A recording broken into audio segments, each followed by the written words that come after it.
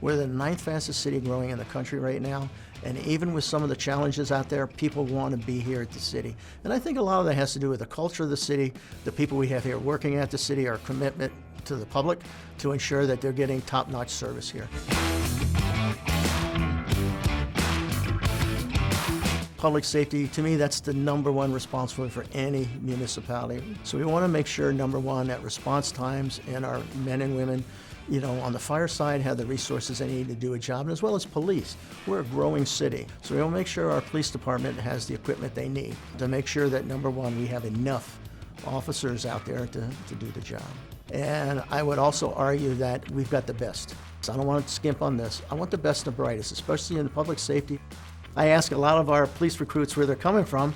They're coming from other cities. Why? Because they heard great things about Goodyear. And that makes me feel really, really good.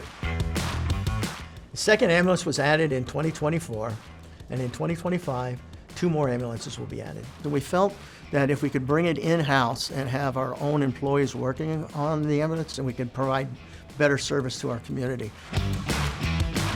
With the growth, which brings the revenues that we need to operate the city, we're able to put the emphasis on new fire stations. Also, we're on the leading edge of cancer prevention. So that's all part of it to ensure they have the best facilities and equipment to do their job. It's just not the timing of the lights, but it's the roads, the scallop streets. We've got a bond that was recently passed for road improvements, and we're putting millions of dollars in our roads to put those improvements in for scallop streets first. Now, there's going to be a little inconvenience on any time when roads are being improved, but here's the bottom line. Once that's done, you're going to have the ability to move through, and we'll get the money from the developers when they actually improve their front. So we're going to do that. We're going to be a little more proactive in getting the roads and the traffic's moving through. It's one of our top priorities. The passage of 479 is huge. The benefits for Goodyear is going to be flow of traffic, and we're going to have that alternate Route 30, which is all part of that, and then some of the infrastructure within there. We've done a good job of being proactive, making sure that we have the proper infrastructure for water. We have a new planned expansion going down in Rainbow Valley. It's all in anticipation of growth coming down there. Our goal has always been to stay ahead of the growth, not be reactive. Because when you're reactive to all these issues, especially when you're growing as fast as we are, it becomes a real problem. So that we're trying to avoid. We're using about as much water now as we did many, many years ago. Why? Because as the farmland goes down, the water that we're using is much less. A drop saved is a drop we don't have to find. So anything we can do on conservation, which we push, is a big thing.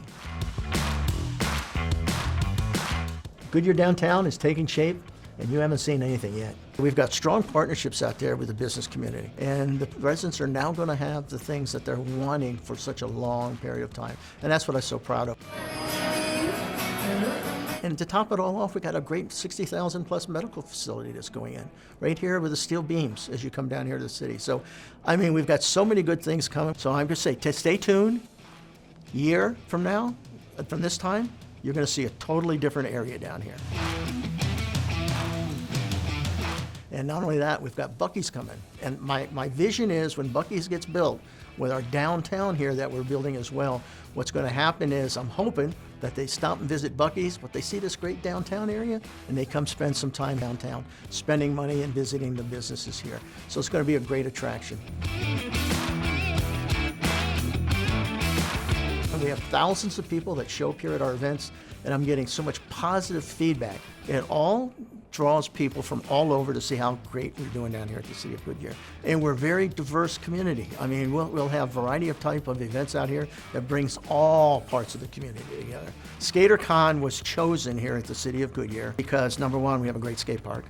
#2, because we're being put on the map from a variety of things that's going on here. I'm glad they chose us. Alice Cooper Solid Rock Teen Center. That is one of my favorite projects. First of all, the kids are all very talented, play the music that I grew up with. They are very, very excellent.